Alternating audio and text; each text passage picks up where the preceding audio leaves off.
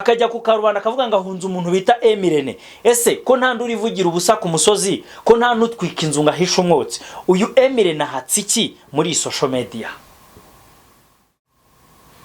Yes, reka nongere nihere ikaze abantu mukurikiye Umwitsi TV, nizere ko mumeze neza. Mwari mwunkumbuye, nibyo ndabizi, nanjye nari maze iminsi ntahari, ariko nari ndimo ndatohoza amakuru yo hirya no hino mu myidagaduro hano mu Rwanda. Murabizi ni ibintu bishyushye, ni ibintu bimeze neza.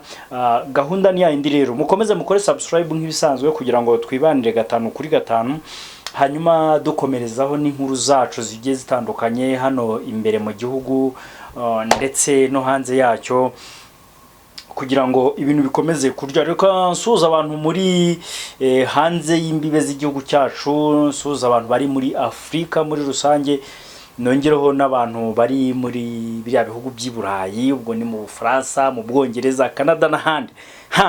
Nizere ko mumeze neza, mukore subscribe kugira ngo ibiganiro byacu bagerereho igihe. Murabizi niyo gahunda, utakoze subscribe ntago inkuru zacu zakugeraho kandi wazikunze cyangwa se wakunze n'abazikora. Mu yandi magambo, ikindi nuko nari nkumbuye kuganira namwe. Reka duhere hano mu Rwanda, dutangirire ku muntu bita Rocky mwamenye, Rocky mwakunze, Rocky wamamaye ku mbuga nkoranyambaga. Uriya mugabo ni umwe mu bantu bari bamaze kwigarurira imitima ya benshi, ariko ibintu ngiye kubabwira kuri Rocky ntabwo byari byarangira.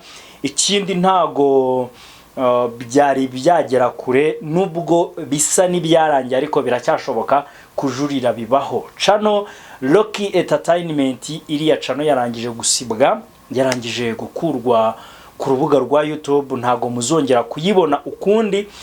Ariko hari amakuru avuga ko hari ikizere cy'uko Rocky yaje cyangwa se yabiburana channel ye ikongera ikagaruka.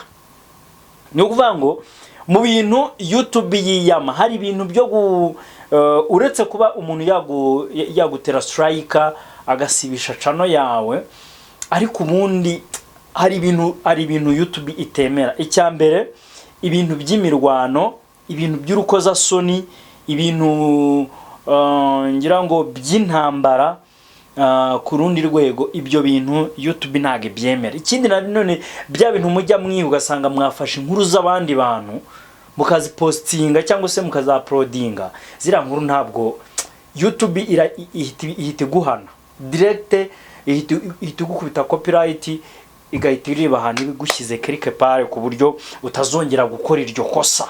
Ngira ngo duherukana hano ndimo niya mu muntu bita Jihad bahaye iminsi 30 y'agateganyo, aho yaragiye gusanga mugenzi we uri Mageragere uzwi ku izina rya Sengabo Jean Bosco, wakatiwe imyaka 2. Buriya Sengabo Jean Bosco uzwi ku izina rya Fata ku mavuta, buriya yakatiwe imyaka 2 irengaho amezi 4.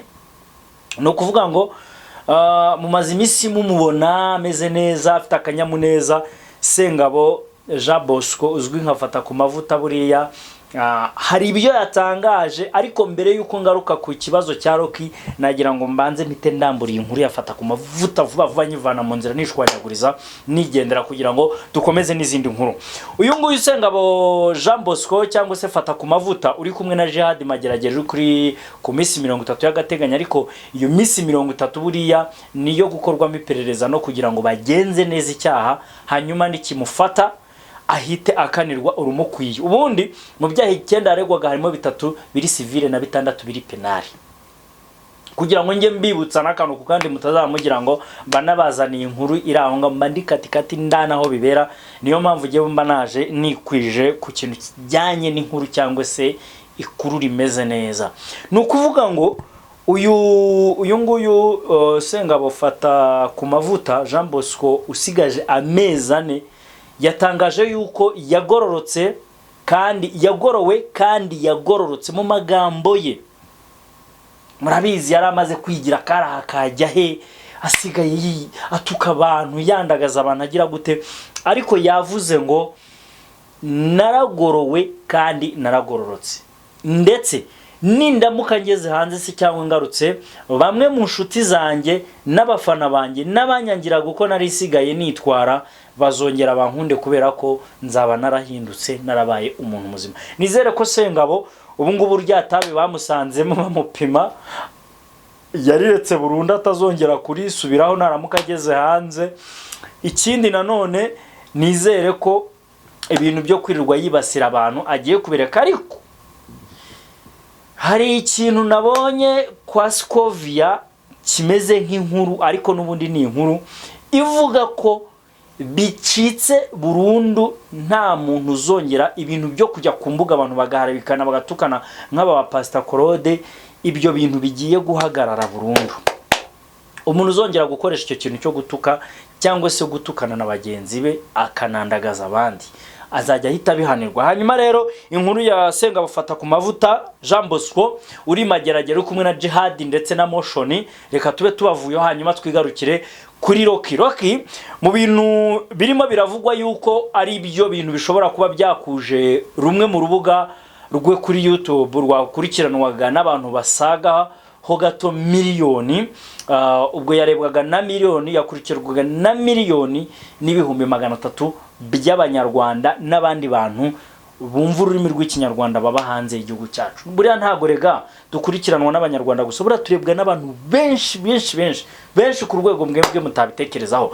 Rocky mu bintu ashobora kuba yazize hashobora kuba harimo intambara yo muri Kongo muri M23 mu ntare za Sarambwa, aho bivuga ko buriya iriya ntambara yo muri Kongo iyo wibeshye ukayikoraho ikiganiro cyangwa se ukayivuga, nubwo mbona hari ibinyamakuru bikibikora buriya nabo babiri hafi buriya barimo barabigera amajanja, bivugwa yuko iyo ugaragaye cyangwa se ukomeje gukora inkuru kuri biriya bintu byo muri Kongo biba bigaragara ko ushyigikiye iterabwoba. Mu gihe zino nyeshyamba zitwaje intwaro za M23 ziri mu burasirazuba bwa Repubulika Iharanira Demokarasi ya Kongo zirimo zirwana na leta ya Kinshasa iyobowe n'uwo bita Antoine Felix Tshisekedi Chilombo, bikaba bivugwa yuko iyo ubikozeho ikiganiro biba bimeze nkaho ubashyigikiye cyangwa se ushyigikiye iterabwoba.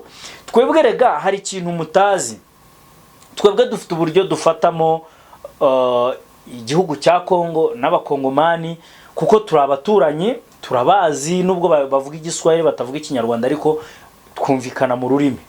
Harimo abumva ikinyarwanda, harimo abatacyumva, natwe harimo abumva igiswahili, harimo n'abatacyumva, ariko jewe ndi mu bumva izo ndimi zombi. No kuvuga ngo twebwe turabizi ibyo M23 irwanira, turabizi ibyo yirirwa yisobanuramo iduha muri Katari, turabizi nibyo yirirwa ivuga hehe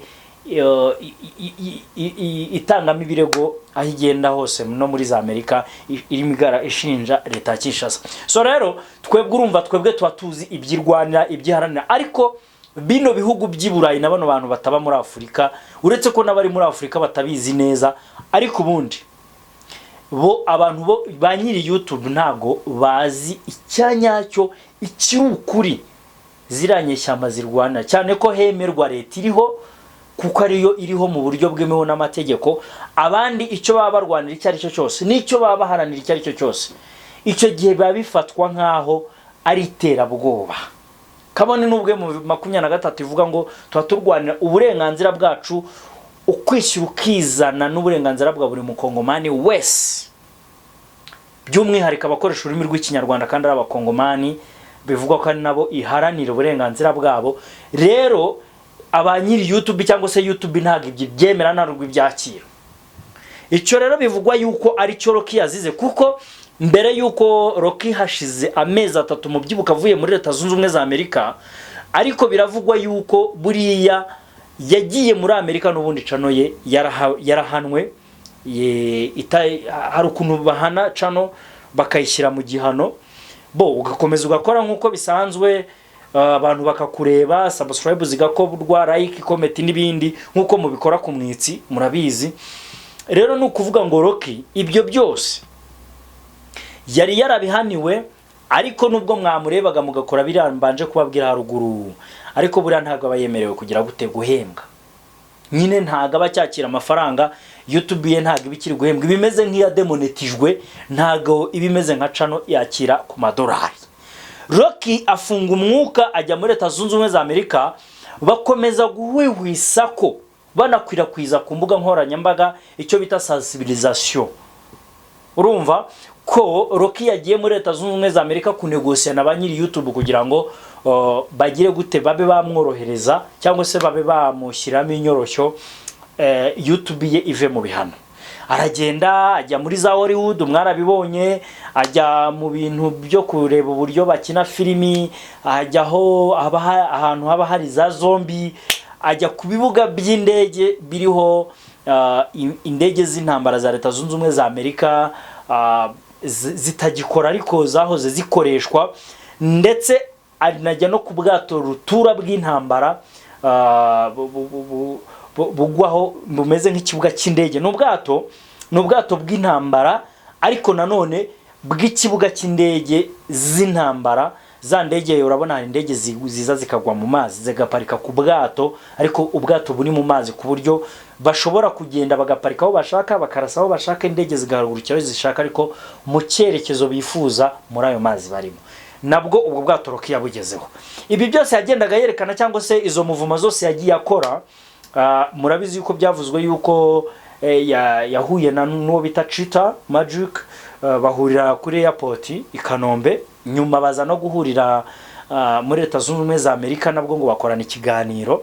Ibi byose byagiye bivugwa, ariko ikintu nyamukuru bavugaga yuko izo ngendo ziri gukorwa kwari kugira ngo Rocky agenda negosie na banyiri YouTube, nibarangiza bagire gute bamubabarire, YouTube ye igaruke ku murongo, ikomeze ikore iko yasanzwe ikora, hanyuma akomeze ahembwe nk'abandi. Irakomeza irademonetizwa, niyo nyito nabihaye kugira ngo mubyumve. Ubundi cyane taramonetiza ntago ibihembwa. Rero nabo yo baguhaye kirajyano bakagukubita uruhano nka ruriya, ntabwo ubukigira gute, ntabwo ubugihembwa. Birumvikana amadolari baba yaburutse icyo gihe nyine ubumeze nk'umuntu utaramonetiza. Niyo mpamvu ndi kuvuga ngo aba yademonetijwe. Uyu mugabo Bosco Empire yagiye ku karubanda yihanangiriza umuntu bita Irene, ndetse amumenyesha yuko agiye kumuhurutura. Ninkoresha ikinyarwanda mu cyumve neza, yavuze ko agiye kumuhurutura akamumanura mpaka akamugeza hasi, hahandi abantu batazongera kumureba natamusaba imbabazi. Ndetse avuga yuko ibyo yakora byose adateze kumubabarira. Avuga yuko agiye kumubuza abatumirwa, avuga yuko ibyo akora byose agiye kubicisha bugufi, atazongera no kubona na views 2,000 kuri channel ye. Nyamuneka reka tuganire kino kintu, hanyuma mujye muri comment mumbwire, tuganire, musobanurire. Ese Bosco Empire agiye kurogesha Emirene? Byabindi babwira umuntu ngo warogesha umuntu kunuka amafi, ku buryo azajya atumira abantu mu kiganiro bakumva ukuntu anuka nabi cyangwa se ahumura nabi. Reka nkoresha iryo jambo niryo numva rivugitse neza, bakaba bahita bigendera ikiganiro kitabaye. Ese Bosco Empire yabagiye kurogesha Emirene akirukanka ku gasozi? Icyo nicyo shaka kumenya, kuko uriya mugabo yagiye abivugana ubukana buremereye, abivugana ubugome bwinshi buvanzemo n'agahinda ku mutima, kuko biravugwa ko umuntu witwa Irene arimo arakora ikintu kimeze gisa nk'intambara, ari gushoza ku bandi nk'uko ibihugu bishoza ibindi intambara, ikintu kijyanye na striker, gukubitisha abantu striker, amacano yabo agahagarikwa. Hanyuma umuntu bita Bosco Empire, umuntu bita Pastor Claude bahagurukiye umuntu bita Emirene. Uyu nguyu Pastor Claude yaravuze ngo Emirene, reka nkubwize ukuri, nuramuka nkubitishije striker kuri channel yanjye, abana banjye ntibongere kwiga nkuko bigaga, abana banjye ntibongere kubona icyo barya nkuko baryaga, abana banjye ntibongere kwambara neza nkuko bambaraga neza. Ndakumenyesha ko je nawe twembi ribu izadufunga, cyangwa se umwe muri twe agafungwa. Ibyo byavuzwe na Pastor Claude kuri channel akorera itariye yitwa Ikaze TV. aho niho yavugiye ayo magambo.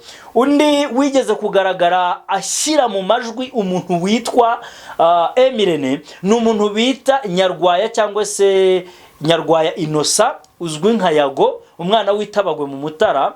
Nawe niwe wabwiye umuntu bita, niwe wagiye kuri channel aravuga ngo ngiye Kampala, ariko nubwo ngiye mpunga umuntu, ngiye mpunga agatsiko k'abantu bashaka kungira nabi no kunyica, harimo kayobowe n'umuntu witwa Irene Murindahabi.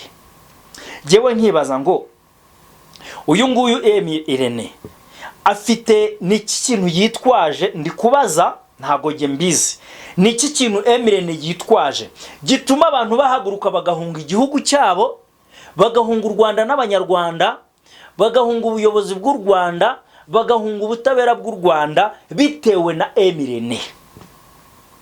Icyo nicyo kintu ushaka kwibaza uyu munota, kuko Yago niba yaravuze ngo ahunza agatsiko k'abantu bashaka kumugirira nabi no kumwica, kayobowe n'umuntu witwa Emirene, hakaza umuntu bita Bosco Impaya akavuga ngo uraramuka unkoreye ibi bintu abana banjye bakabura umugati n'amashuri meza bigaga, je nawe ribi bizadufunga cyangwa se umwe muri twa zafungwe, tuzahomba twembi. Givugiwe na Pastor Claude, sindi kuvuga ibintu bitavuzwe, nta muntu numwe ndi guhimbira.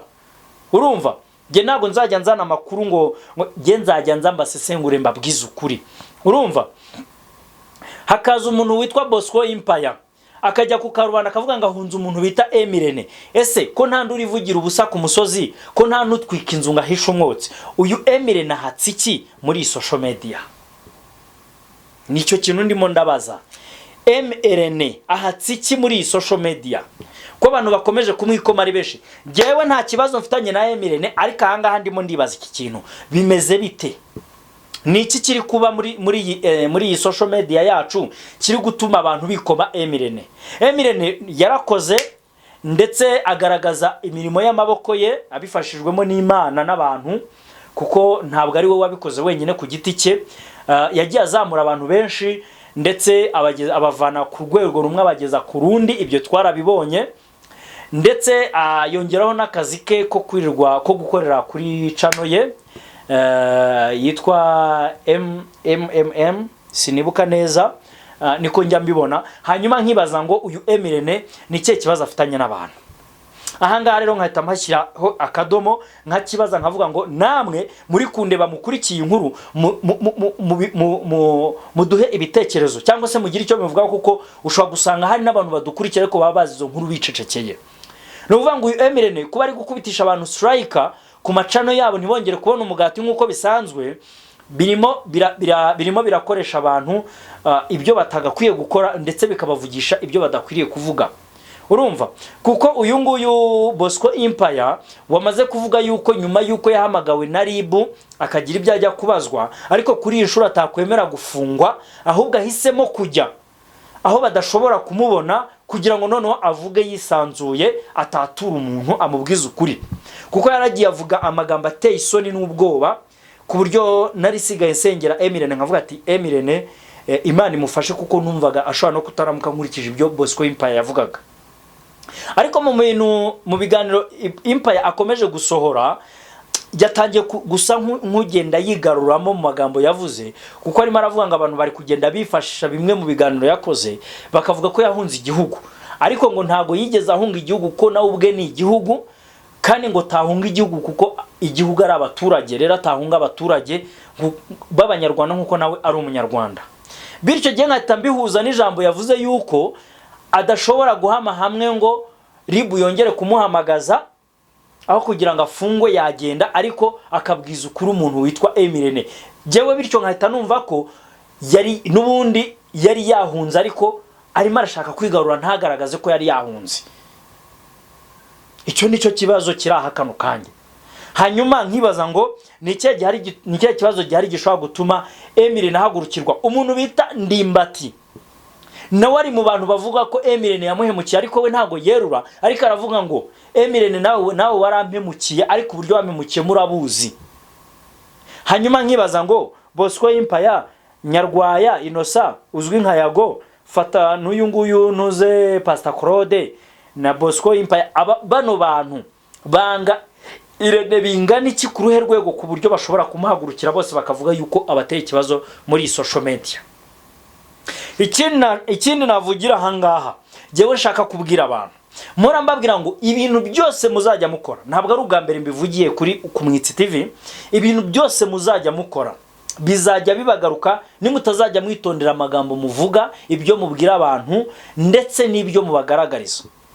Ndagira ngo mbabwire ngo zino YouTube zizabasaza, abandi zizabafungisha, abandi zibagusha ishyanga, abandi mu buri byo mwakundaga harimo n'imiryango yanyu. Impamvu mbivuga ni iyihe?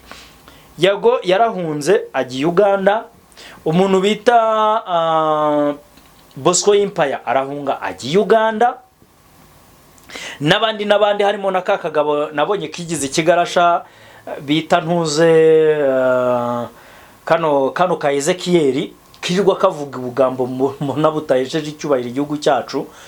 Kara kagabo njya mbona kandi mutwara umunsi nzakagarukaho nako karahunze. Rero ikintu nashaka kuvuga, yaba Bosco Empire yaba Yago, uretse ko Yago we nta nubwo shaka kumugarukaho, nta n'ikibazo dufitanye buriya.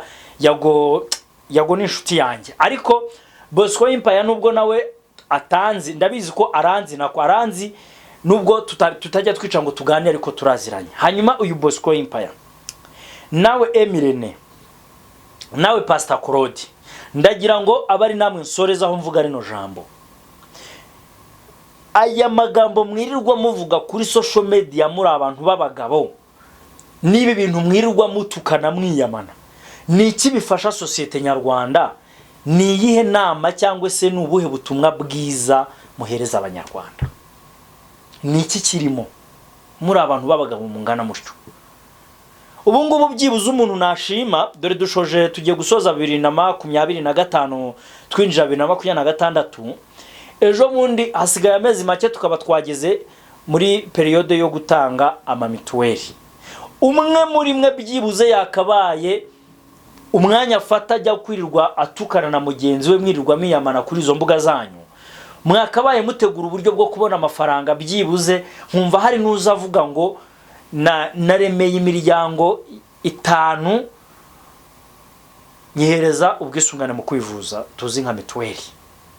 Nashima umuntu wajya hariya akavuga ngo noroje umuntu ihene cyangwa se inkwavu nk'eshanu, cyangwa se hari umuntu noroje inkoko, kuko nta mpano igiba ntoya, sibyo? Rero umwanya mufata mujya guharabikana no gusebanya no kubwirana utwo tugambo tw'udutiku tudafashe tutagize aho tuva naho tujya, mwagakwiye kuba mufata umwanya uhagije mukagenda mukicara mukakora ibintu bifitiye inyungu igihugu, gifitiye umumaro igihugu, bifitiye umumaro abanyarwanda. Mukagenda umwanya mufata mujya gutongana mukareba nk'ahantu mujya gukorera umuganda umuturage mukamwubakira waguweho n'inzu, mugafata umwanya mukagenda mukareba ahantu umuhanda wapfuye mukawusana. Urumva ibyo mwirirwa muvuga mutukana nta nyungu bifitiye igihugu, nta nyungu bifitiye umumaro abanyarwanda, ntayo. Urumva bo reka shimire rero abantu bankurikiye, babandi natangiye suhuza mbibutsa ko nagarutse.